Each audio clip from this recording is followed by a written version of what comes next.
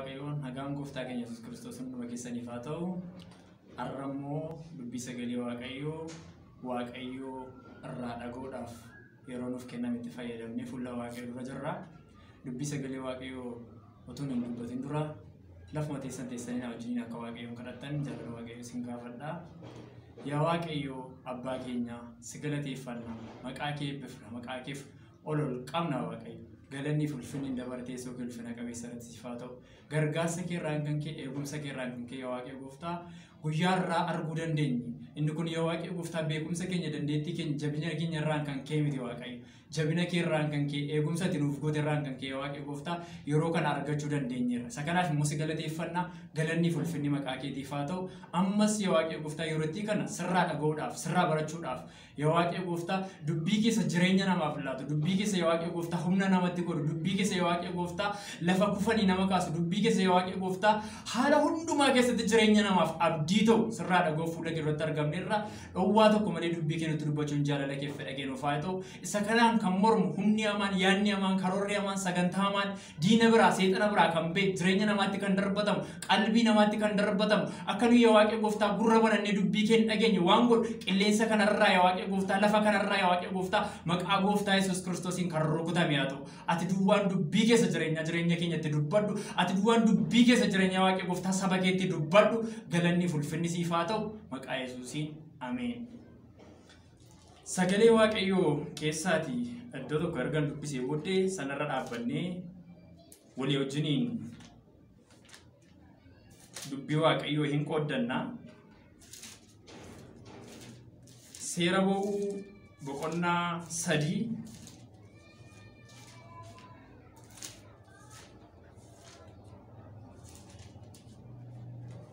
seera ba'uu boqonnaa 3 lakkoofsa 7 kaasee isa jiru dubbiseeni sanarra dhaabbannee dubbii sagalee waaqayyoo walii wajjiniin hin qooddanna. Akkas jedha nan dubbisa. Seera ba'uu boqonnaa 3 lakkoofsa 7 fi 8 irra isa jiru nan dubbisa. Yommus waaqayyo gadi qabamuu saba koo warra Gibxii jiranii argeera. Isa isaan warra humnaan isaan hojjechiisan jalaa ba'uudhaaf iyyatanis dhageera. Dhiphinni isaanis ani beeka. Ani harka warra Gibxii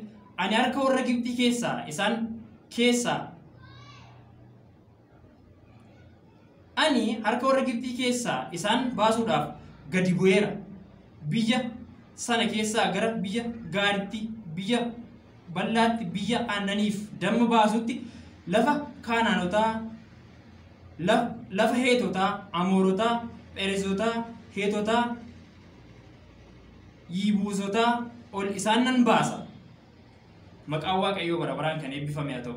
Sagalee waaqayyoo kanarratti yeroo waaqayyoo waa'ee saba tokkoo dubbatutti argina. Waa'ee saba Israa'el yeroo inni dubbatutti argina. Maqaan waaqayyoo bara baraan kan eebbifame haa ta'u. Waaqayyoo maal jedha lafa kanatti? Iyyi saba kanaa ana bira geeraa. Kanaafi saba kanaa isa isaan cunqurfamanii rakkatatanii gara kootti iyyan dhageeraa. Kanaaf immoo an waaqarraa nan kaa jedhee yeroo waaqayyoo dubbatu argina. Maqaan waaqayyoo bara baraan kan eebbifame haa ta'u. Akka mata dureetti kanan qabadhee iyya waaqayyoon teessoo irraa kaasu yookiis iyya waaqayyoon teessoo irraa buusu. Maqaan waaqayyoo bara baraan kan eebbifame haa ta'u. Iyya waaqayyoon teessoo irraa kaasu yookaan iyya waaqayyoon teessoo irraa buusu. Akkas jedhe waaqayyo lafa kanatti Museetti akkasitti dubbatan. Ani gadi qabamuu saba koo warra biyya Gibxii jiranii argeera. Isa isaan natti himatanis dhageera. Amma ani waaqarraa nan bu'aa jedhee yeroo inni Museetti dubbatutti argina. Bu'ee duwwaan immoo dhiisa miti jedha waaqayyo lafa kanatti. Iyya isaanii duwwaa dhageen dhiisaa miti waaqayyo lafa kanatti maal jedhee? Bu'een isa isaan natti iyyatan kana dhagee bu'een gara biyya isaaniitti boqotaniitti isaan dabarsaa. Isa kana immoo dhaqiitii mootii biyya sanaatti naaf himee yeroo waaqayyoon Museetti dubbatutti argina. Sabni kuni iyyi isaa waaqayyoon teessoo irraa kaaseera. Sabni kuni wawwaannaan isaa waaqayyoon teessoo irraa kaaseera. Maqaan waaqayyoo bara baraan kan eebbifame haa ta'u. Waaqayyoon maaltu teessoo irraa kaasa?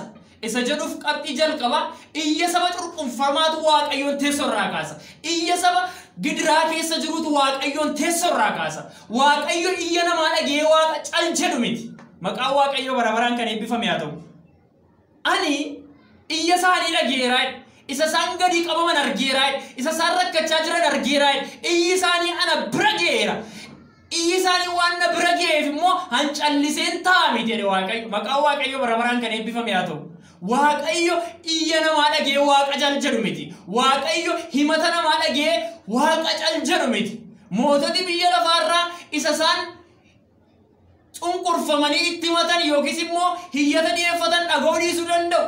Deebii kan biraallee laachuu danda'u. Waaqayyo garuu akkas jedhe lafa kanatti iyyi isaanii na bira geera. Inni isa isaan natti himatan an dhageera waan ta'eef Musee dhaqiitii akka inni saba koo gannaa dhiisuu fi Fariyoonitti dubbanneen yeroo Waaqayyo Museetti dubbate Museen ergu argina. Maqaan Waaqayyo bara baraan kan eebbifame haa ta'u. Sabni kun rakkina keessa jira. Baanitti ulfaateera. Hojiitti baay'isanii rakkisaniiru. Waaqayyo garbummaan kun akka itti hammaate isa isaanii tiyyatan irraan kan ka'e dhagee maal ta'eera? Waaqayyo waaqarraa ka'eera. Iyyi saba curquffamaa Waaqayyoon teessoo irraa kaasa. Iyyi saba rakkatee Waaqayyoon teessoo irraa kaasa. Waaqayyo waaqa caljedhee iyya namaa dhaggeeffatu miti. Waaqayyo waaqa rakkinni namaatti tolu miti. Waaqayyo waaqa caljedhee gurra hachi qabatu miti. Maqaan Waaqayyo bara baraan kan eebbifame haa ta'u.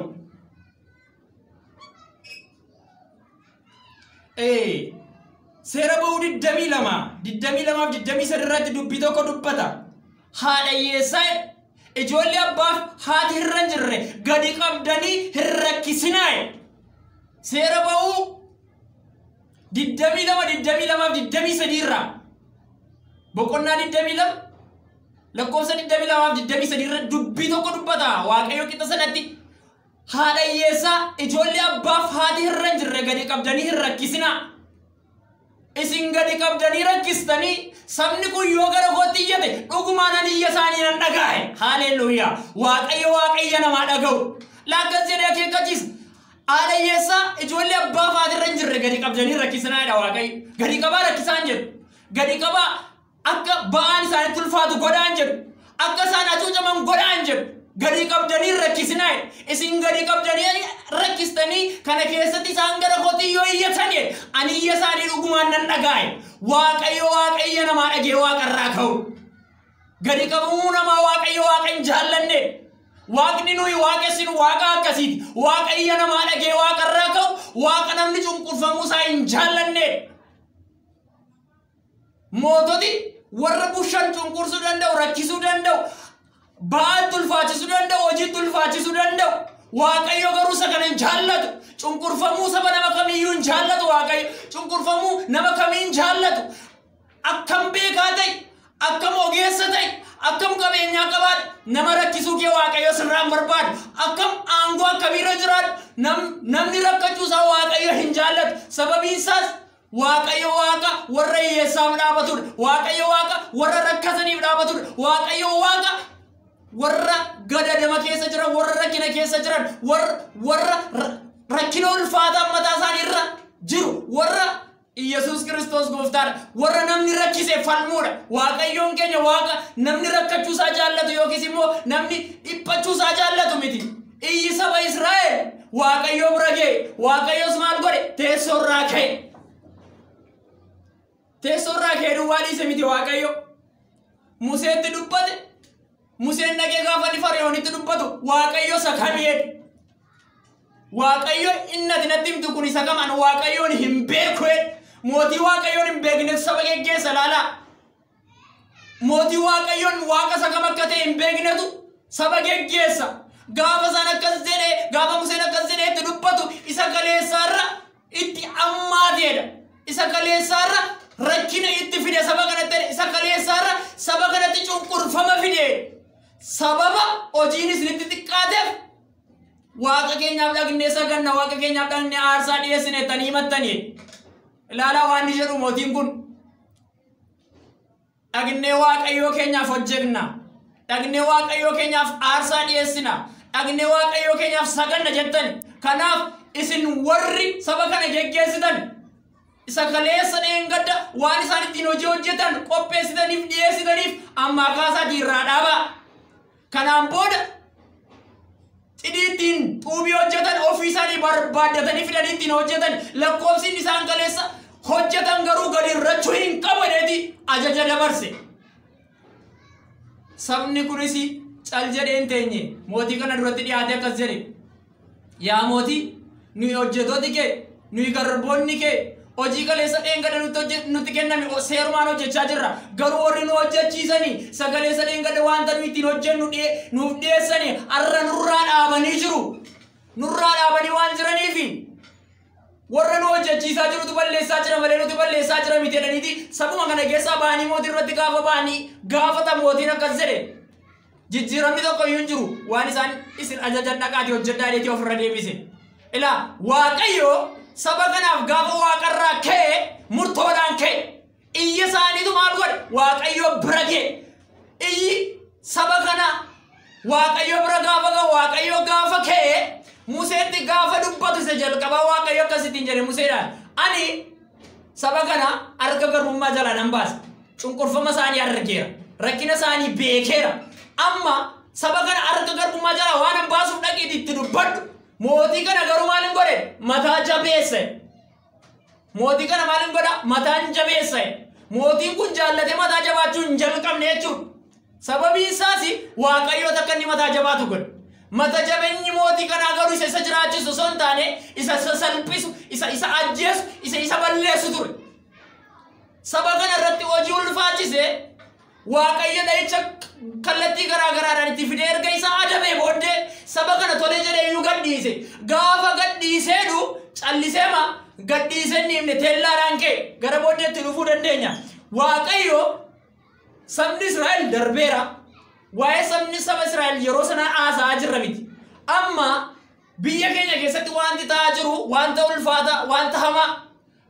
Amma sabni keenya keessumaa Oromoon gadda guddaa keessa jira. Gadda guddaa sammuusaa rukute, garaasaa rukute, lapheesaa cabse keesseera sabni keenya Oromoon. Sababiin kun ta'eefis biyya geggeessina jedhanii teessumarra warri jiran saba kanaaf qooda gaaffiisaa deebisan, saba kanaaf wanta ni barbaadu qooda godhan, saba kana ajjeesuutti fuula isaanii lucceffatanii yeroo isaan jiran argina. Kudha afur garasii keessa waan ta'e hundumti keenya hin beekna. Sanarraan kan ka'e sabni keenya eegamsa guddaa mufannaa guddaa keessa jira. Sabni kun maal barbaada? Akka harkitti hin ulfaanne barbaada. Sabni kun maal barbaada? Cunqurfama jibbe. Sabni kun maal barbaada? Wanta itti ulfaate kana ofirraa kaasuu barbaadeeti yeroo ammaa kana lafa jiru sabni keenya Oromoon ba'ee yeroo inni sagalee isaa dhageessifachaa jiru argina. Sabni Israa'el kun nutti ulfaateera mootii bira dhaqanii furmaata dhaban. Mootii bira dhaqnee furmaata argachuu dhiisuu dandeenya. Gurguddoota beektota biyyaa bira dhaqnee addunyaa bira dhaqnee furmaata argachuu dhiisuu dandeenya. Waaqni iyya namaa dhagee caalin jenne garuu teessoorra jira. Waan hundumaa inni argu, waan hundumaa inni ilaalu, waan hundumaa gochuudhaaf aboo inni qabu Waaqayyo teessoorra jira. Teessoorra jiraachuun Waaqayyo immoo cal jedhee waan nu ilaalaa jiru fakkaachuu danda'a. No, Waaqayyo cal jedhee nu ilaalaa hin jiru. Wanta ta'aa jiru tokko hundumaan tokko lamaan caqasaa jira ilaalaa jira. Waaqayyo Waaqa cunqurfamuu namaatti gammadu miti. Waaqayyo Waaqa rakkachuu namaa jaallatu miti. Waaqayyo Waaqa gadda namaa caqasuudha. Akkas jedhe Daawit. Waaqayyo Waaqa gadda namaa caqasuudha. Caqasee duwwaa dhiisa miti. Ilaalee duwwaa dhiisa miti. Waaqayyo gaafa waaqarraa ka'e saba cunqurfamaa kanaaf waa godha. Waaqayyo waaqarraa ka'e saba keenya saba Oromoodhaaf waa godha. Cal jedhee hin deebi'u. Maqaan Waaqayyo bara baraan kan eebbifame haa ta'u. Waaqayyo saba cunqurfamee gara isaatti hiyyate hin nagaa. Akkas jedhe Daawit macaafa faarfannaa 10:17 yaa Waaqayyo hati himata warra gadadamoo hin dhageessa garaa isaanii hin jajjabeessita gurra kees gara isaaniitti hin qabdaa'e. Yaa Waaqayyo ati himata warra gadadamoo hin dhageessa garaa isaaniis hin jajjabeessita gurra kees gara isaaniitti hin qabdaa'e. Hati himata warra gadadamoo hin dhageessa garaa isaaniis maal hin goote hin jajjabeessita gurra kees maal goote gara isaaniitti hin qabdaa'e. Namni hiyyata kee dhagee gurrachi qabachuu danda'a. Namni wanta itti dubbatte furmaata qooda si laatu si ajjeesuu iyyuu danda'a. Waaqayyo garuu waaqa akkasii miti. Waaqa gadda namaa ilaaluudha. Waaqa gadi nama qabamuu namaa ilaaluudha. Waaqa rakkina namaa ilaalee rakkina namaa keessatti nama dhiisu osoo hin taane gurra isaas qabatee dhaggeeffatee waaqa irraa ka'uudha. Waaqayyo waaqa irraa maaltu kaasa? Iyya saba cunqurfamaatu waaqayyo waaqa irraa kaasa. Gaafa koommoo waaqayyo waan hojjetu beeka. Waaqayyo cal jedheema hin taa'u. Waaqayyo cal jedheema hin rafu. Waaqayyo waaqa wanta biyya lafaa kanarratti uumame hundumaa beeku waan ta'eef warra nama rakkisan isin ilaala, warra rakkatan isin ilaala. Gaafa ka'e garuu waaqayyo waaqodha. Gaafa koommoo akkasumaan ka'a miti waaqayyo. Isaayyaas raajicha 33 lakkoofsa 10 irraa akkas jedha. Ani amma nan kaa'e. Ani amma ol nan jedhae. Ani amma humna guddaadhaan nan kaa'edha. Maqaan waaqayyo bara baraan kan eebbifame haa ta'u. Waaqayyo waaqa gadda namaa ilaalee cal jedhu miti. Rakkina namaa ilaalee cal jedhu miti. Waaqayyo waaqa furmaata kennuudha. Waaqayyo waaqa hiika fiduudha. Waaqayyo waaqa seenaa jijjiiruudha. Maqaan waaqayyo bara baraan kan eebbifame haa ta'u. Isa lammaffaa waaqayyo maaltu teessoo irraa kaasa isa jedhuu fi iyya dhiiga qulqullootaatu waaqayyo waaqa irraa kaasa. Maqaan waaqayyo bara baraan kan eebbifame haa ta'u. Maaltu waaqayyoon teessoo irraa kaasa? Iyya dhiiga qulqullootaatu waaqayyo waaqa irraa kaasa. Seera uumamaa boqonnaa 4 lakkoofsa 8 amma 10 yoo dubbistanii seenaa obboloota lamaa argina. Eenyudha isaanis? Qaayilii fi Abeeliin argina. Ijoollee Addaamiin argina. Qaayilii Abeeliin sossobee manaa baase. Sossobee erga manaa bakkeetti baasee booddee obboleessa isaa kanarratti ka'ee maal godheedha? Hin ajjeese. Seera uumamaa boqonnaa 4 8 kaasee amma 10 ta'anii argachuu dandeessu. Qaayilii Abeeliin ajjeesuudhaaf sababa wanti ta'e tokkoof tokko inaaffaadha. Inaaffaarraan kan ka'e obboleessa isaa irratti ka'ee yeroo obboleessa isaa ajjeesu argina. Akkas godheedha itti dubbateen hojjinaasee bakkeetti achi isa baasee irratti ka'ee maal godhe obboleessa isaa ajjeese. Waaqayyo gaa isa kana argee yeroo ni dubbatu argina. Waaqarraa yeroo ni ka'u argina. Obboloota godhii qulqulloota waaqayyo waaqarraa kaasa. Waaqayyo waaqarraa buusa. Akkasittiin jedhee Qaayiliidhaan waaqayyo obboleessa kee eessa jira jedhee gaafa waaqayyo gaafatu akkas jedhee waaqayyoof deebii laate. Anatu beekaare obboleessa koo anatu eegaare. Arras dhiiga namaa dhangalaasanii. Arras dhiiga qulqullootaa dhangalaasanii. Arras dhiiga ola deemtotaa dhangalaasanii. Kan biraatti quba qabaa kan jiran biyya keenya keessa jira argaa jirra. Ofii balleessanii nama kan biraatti quba qabaa kan jiran argaa jirra. Yeroo qabanitti fayyadamanii aangoo qabanitti fayyadamanii dhiiga qulqullootaa bakkee irratti saree kana raabsisaa jiran. Dhiiga qulqullootaa bakkee irratti bineensa nyaachisaa kan jiran arrallee jiru. Waaqayyo isa kana ilaalee hin taa'u. Waaqayyoon waaqarraa dhiigi qulqullootaa hin kaasa. Akkasittiin jedhee gaafa ni deebii laatuufi maal ree dhiigni obboleessa keetii lafarraa gara kootti jechaa jiraane Waaqayyo. Dhiigni qulqullootaa Waaqayyo irratti ni iyyata firoota koo. Waaqayyo waan cal jedhe fakkaachuu danda'a. Waaqayyo waan afaan qabate fakkaachuu danda'a. No, waaqayyo afaan hin qabanne. Waaqayyo waaqarraa hin kaa. Gaafa koommoo murtoodhaan kaa Waaqayyo. Dhiigni qulqullootaa Waaqayyoon cal jedhee akka inni taa'u hin godhu. Gara Waaqayyootti iyyata. Nama duwwaatu iyyata miti. Sarakkatee garbummaan itti hammaate duwwaatu iyyata miti. Dhiigni qulqullootaa inni lafatti dhangala'ee Waaqayyootti ni iyyata. Maqaan Waaqayyoo bara baraan kan eebbifame haa ta'u. Hin iyyata gara Waaqayyootti. Ajjeese dhokse ilaalaa. Qaayil obboleessa isaa ajjeesetti Waaqayyo waan isa nagarreetti fakkaate anatu beekaaree anatu eegaaree obboleessa koo gaafa inni ittiin jedhu dhiigni obboleessa keetiin natti dhangalaasti natti jechaa jiraay. Ajjeesanii dhoksaa jiru. Ajjeesanii bakkeetti gatanii bineensa nyaachisaa jiru. Ajjeesanii olitti qabachaa jiru. Waaqayyo garuu hin arga isa kana. Inni dhiiga Abeeliin arge. Dhiiga ilmaan Oromoo bakkee irratti dhangala'aa jiran hin arga. Dhiiga warra bakkee keessatti bineensi nyaachaa jiru hin arga. Waaqayyo waaqarraa hin kaa. Dhiigni akkasii Waaqayyo waaqarraa hin kaasa. Yeroo qabanitti fayyadamanii yeroof waan nama miidhanitti fakkaachuu danda'a. Yeroof waan milkaanitti fakkaachuu danda'a. No, Waaqayyo waaqarraa gaafa ga'e garuu dhokachuu akka hin dandeenyetti ifatti ba'ee mul'ata. Maqaan Waaqayyoo bara baraan kan eebbifame haa ta'u. Mee jireenya Zakkaariyaasiin fudhadhaa. Seenaa baraasa lammaffaa boqonnaa 24 lakkoofsa 20-21 irraa argachuu dandeessu.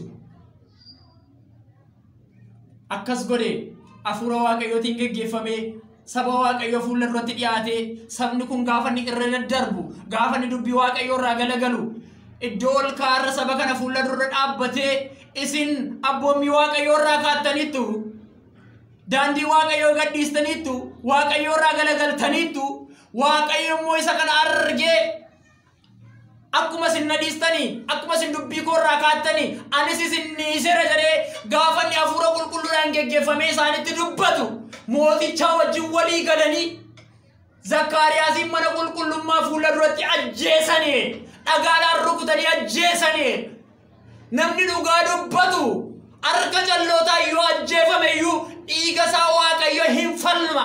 Dhiigni qulqullootaa gara Waaqayyootti hin iyyata. Waaqayyo jal jedhee hin dhiisu. Waaqayyo cal jedhee irra hin darbu. Waaqayyo Waaqa dhiigni teessoo irraa kaasuudha. Waaqayyo Waaqa haleluuyaa warra cunqurfamanii falmuudha. Cal jedhee hin dhiisu Waaqayyo dhiigni qulqullootaa fuula Waaqa irratti hin iyyata. Dhiigni Abeel fuula Waaqa irratti iyyate. Dhiigni Zakkaariyaas fuula Waaqa irratti iyyate. Waaqayyoon teessoo irraa kaase. Ilaala dhugaa waan dubbateef ajjeefame Zakkaariyaas. Dhugaa waan dubbateef Waaqayyo irraa dhagee Waaqayyo irraa galagaltaniittu Waaqayyoon dhiistaniittu dubbii Waaqayyo irraa gortaniittu Waaqayyo isin irraa goreera isin dhiiseera gaafaniitti hin jedhu mootichaa wajjin walii galeedha. Mootichaa wajjin walii galanii Zakkaariyaasiin ajjeesan dhagaadhaan rukutanii dhiiga isaa dhangalaasanii Waaqayyo Waaqa cal jedhee dhiiga namaa itti gammadee dhiisu duwwaa miti. Dhiigni qulqulloota Waaqayyoon teessoo irraa kaasa. Naabuteen gaafa Elzaabeeliidhaan ajjeefame gaafa shan irratti qoratteettee lafa isaa irratti qabeenyaa isaa irratti dhaala abbaa kootii hin kennu jedhee gaafa inni ittiin morme mootichaan malatti maltee sobaan dhugaa irratti baasteeti dhiiga Naabutee dhangalaastee dhiiga Naabutee sareen arraabe. Waaqayyo cal jedhee hin teenye. Waaqayyo dhiiga Naabutee falmuudhaaf Waaqa irraa ka'e. Akkuma isheen dhiiga Naabutee dhangalaastee saree arraabsiste Waaqayyos dhiigni ishee dhangalee akka dhiigi ishee sareen arraabu foon ishee allaattii Waaqa irraa nyaatu godhe. Waaqayyo Waaqa cal jedhee dhiiga namaa ilaalee bira darbu miti. Waaqayyo hin farada. Firdii qajeelaa tokko laata Waaqayyo. Maqaan Waaqayyo bara baraan kan eebbifame haa ta'u.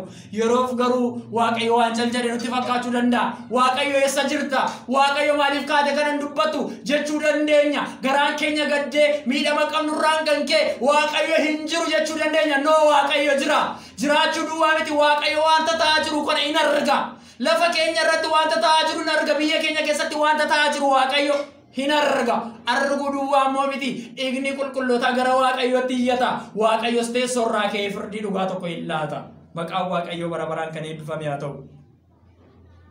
Waaqayyo gooftaan gaafa ka'u maal godha isa jedhuufi tokko dhiiga dhangaleef gumaa baasa. Maqaan Waaqayyo bara baraan kan eebbifame haa ta'u. Dhiiga dhangaleef gumaa baasa. Waaqayyo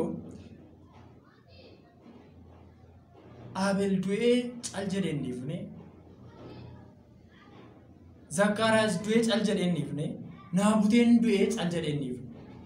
Sabni keenya Oromoon waggaa 150 ol jaarraa tokkoof walakkaa ol amma guyyaa kaleessaatti du'aama jira. Du'i irraan dhaabbanne. Waaqayyo garuu dhiiga dhangalee kanaafi gumaa baasa cal jedhee dhiisu. Akkuma Zakkaariyaasiif gumaa baase, akkuma Abeeliif gumaa baase, akkuma Naabuteedhaaf gumaa baase, Waaqayyo dhiiga saba keenyaafis gumaa baasa cal jedhee dhiisu. Maaliif humnaan namarratti ka'anii nama balleessu Waaqayyo hin jaallatu. Namni kamiyyuu akka miidhamu Waaqayyoon barbaadu garuu warra nama miidhe Waaqayyoon dhiisu. Akkas jedha. Wangeela Maatiyos boqonnaa 23 lakkoofsa 25-26 dubbii tokko dubbata waa'ee Naabutee fi waa'ee Zakkaariyaasiidhaa fi Abeeliin wal qabsiisee nan dubbisa qixa sana akkas jedha. Kanaanis dhiigni warra qajeelotaa lafatti dhangalee hundinuu hundi isin irratti in dhufa. Kunis immoo dhiigni Aabeel nama qajeelaa sana jalqabee hamma dhiiga Zakkaariyaas ilma Baarakiyaa isaa isin iddoo aarsaa fi balbala mana qulqullummaa gidduutti ajjeestanii isin isa jiruudha. Maqaan Waaqayyoo bara baraan kan eebbifame ta'e. Ani dhugumaan isinitti hima gumaan kun hundinuu dhaloota kana irratti hin dhufa isaaniin jedhee. Waaqayyoo Waaqa cal jedhee dhiisu miti. Akkas jedhee lafa kanatti Gooftaa Yesuus Kiristoos dubbata dubbii kan dhiigni warra qajeelotaa kana waan lafatti afu isinitti hin fakkaatin isin irratti hin dhufa. Gumaa isaanii aannan baasaa. Dhiigni kun immoo dhiiga Aabeelii jalqabee amma dhiiga Zakkaariyaasitti waan afu isinitti hin fakkaatin. Dhiiga isaanii kana ilmaan keessan irratti hin fidaa'e. Ani gumaa dhiiga dhangala'ee nan baasaa. Waaqayyo Waaqa kakuu moofaa keessatti duwwaa gumaa baasee dhiisu miti. Kakuu haaraa keessattis isa kaleessa dheengadda kakuu moofaa keessatti raawwatame asitti fide yeroo inni dubbatu argina. Dhiiga qajeelotaa dhiiga qulqullootaa dhangalaasanii rafanii jiraachuun hin danda'amu. Waaqayyo gumaa baasa. Waaqayyo gaafa ga'u maal godha? Gumaa baasa. Maqaan Waaqayyo bara baraan kan eebbifame haa ta'u. Akka jedha Faarsaa 9:12 dubbii tokko dubbata. Maqaan Waaqayyo bara baraan kan eebbifame haa ta'u. 9:12 dubbii tokko dubbata. Akka jedha inni dhiiga dhangala'eef gumaa baasu warra gadadamoo hin yaadata wawwaannaa isaanis in irraanfatu.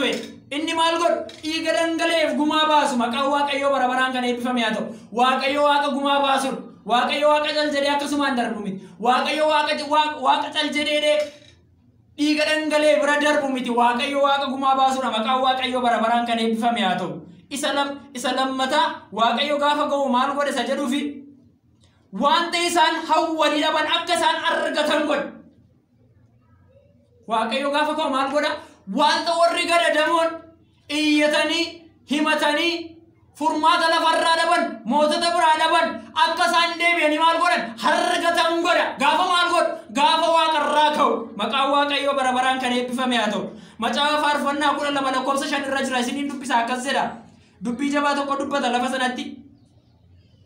Waaqayyo Gooftaan immoo warri jara gadadamoo irratti humnaan kaan waan jiraniif warri wanta barbaachisaa dhabanis waan aadaniif ani koofan jedha gargaarsa isaan hawwanii akka argatan nan godha. Maqaan Waaqayyo bara baraan kan eebbifame haa ta'u. Irra deebi'een dubbisa. Waaqayyo Gooftaan immoo warri jara gadadamoo irratti humnaan kaan waan jiraniif warri wanta barbaachisaa dhabanis waan aadaniif warri wanta barbaachisaa dhaban waan ta'aniif waan gaddanii aadaniif garaa isaanii keessatti waan gubataniif lapheen isaanii waan cabeef wanta isaan barbaadanii dhaban akka isaan argatan maaliin godhe? Ani nan godhaa fedhe. Maqaan Waaqayyo bara baraan kan eebbifame haa ta'u. Waaqayyo gaafa ka'u wanta bara dheeraa ati eegdee fuula Waaqayyo dura keessee Waaqayyo waa'ee kanaa maal jetta? Waaqayyo waa'ee saba koo Oromoo maal jetta? Rakkinni kun amma yoomitti itti fufa? Du'i kun amma yoomitti itti fufattee fuula Waaqayyo dura keessee Waaqayyo Waaqarraa gaafa ka'u wanta ati barbaadu siif raawwatee boquun kee akka inni ol jedhu godha. Saba Israa'elitti nachisinii deebi'a. Waaqayyo kan hunduma isaa godhee erga harka Fariyoon keessaa isaan baasee booddee galaana gargar kutee erga isaan ceesisee booddee galaana ce'anii isa kaleessa dhaban isa kaleessa iyyatan hundumaa irraanfatanii wanta barbaadan erga argatti gashatanii booddee galaana gamatti ce'anii Waaqayyoon galateeffachuu Waaqayyoon faarfachuu jalqaban. Sabni keenya Oromoon akka gaddeetti nafu.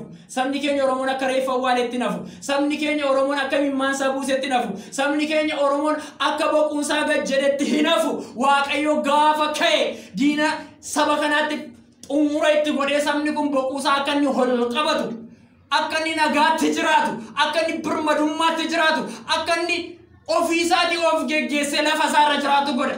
Saba Israa'eliin achi baasee biyya kakateef biyya aannaniif damma baasutti galcha Waaqayyo. Inni saba Israa'eliin gargaare saba keenya Oromoo sin gargaara. Sababiin isaas cunqurfamuu namaatti hin gammadu, birmadummaa fiduuf jira Waaqayyo. Maqaan Waaqayyo bara baraan kan eebbifame haa ta'u. Waaqayyo maaltu teessoo irraa kaasa isa jedhuu fi iyya saba cunqurfamaa 2 iyya dhiiga qulqullootaa Waaqayyo gaafa ka'u maal godha isa jedhuu fi dhiiga dhangala'eef gumaa baasa isa lammataa wanta isaan hawwanii dhaban raawwataaf. Maqaan Waaqayyo bara baraan kan eebbifame ta'u dubbii kana dhaabbanni Waaqayyoon hin galateeffannaa. Galanni fulfinni guddaan siif haa ta'u.